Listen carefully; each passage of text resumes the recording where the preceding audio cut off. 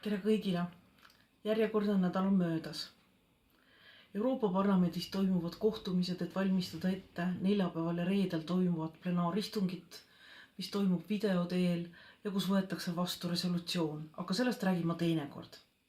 Täna tahaksin ma rääkida häirekeskuse infotelefonist 1247. Sellel nädalal möödub 1 kuu sellest ajast, kui häirekeskusele tulid appi vabatahtlikud ja hakkasid jagama koroonaviirusega seotud informatsiooni telefonil 1247.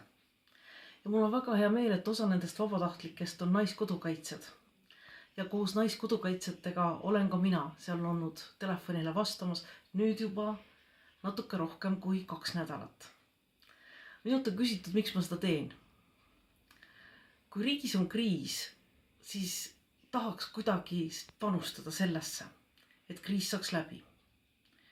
Minu töö Euroopa Parlamendis on praegu väga palju muutunud. Jah, meil toimuvad fraktsioonide kohtumisel, meil toimuvad grupiarutelud, nagu ma ütlesin, valmistame ette resolutsiooni, aga aega on palju rohkem üle. Ma ei pea lendama, ma olen nädalavahetused kodus ja see annab palju rohkem aega juurde. Ja kui ma mõtlesin, mida selle ajaga teha, siis loomulikult rääkisin naiskodukaitsjatega.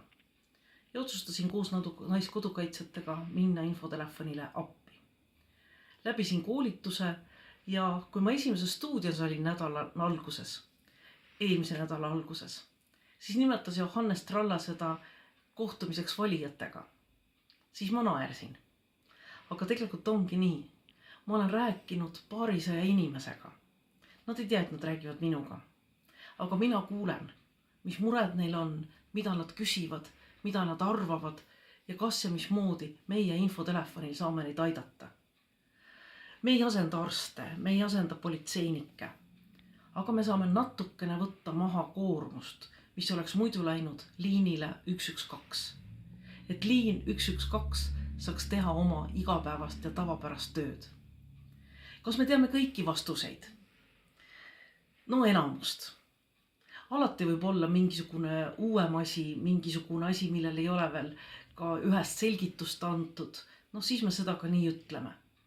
Aga selle pundi peale, kes me istume häirekeskuse 4. korrusel ja meid on seal igas vahetuses 6–12 ja meid aitavad ka professionaalsed häirekeskuse ekspertide töötajad, me leiame vastused.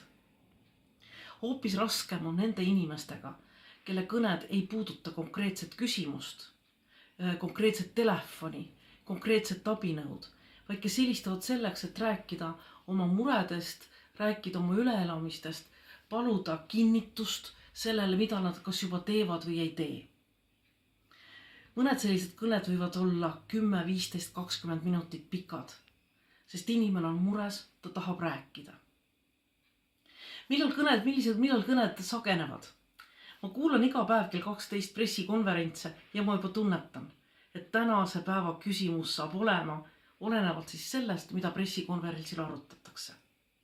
Alguses oli testimine, siis olid maskid, siis oli kooliharidus, praegu eriolukorra lõpp.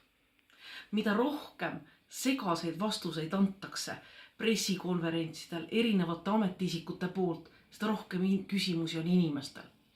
Nii et mina kutsuksin küll kõiki neid, kes on pressikonverentsil, andma selgeid, arusaadavaid vastuseid. Kui üks ütleb, maski tuleb kanda, teine ütleb, maski ei tule kanda, kolmas ütleb, see on soovituslik, selge see, et inimene ei tea, mida teha.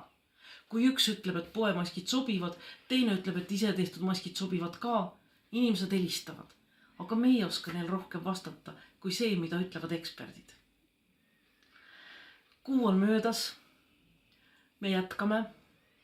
Ma ei tea, kui kaua vabatahtlikud veel sellele infoliinile vastavad, aga iga päev, kui ma sealt ära tulen, ja praegu ma tulen ka otse sealt, tunnen ma, et ma olen andnud võib-olla killukese sellesse, et me kriisist paremini jagu saaksime, et sisendada inimestesse kindlust ja anda vastuseid nende küsimustele.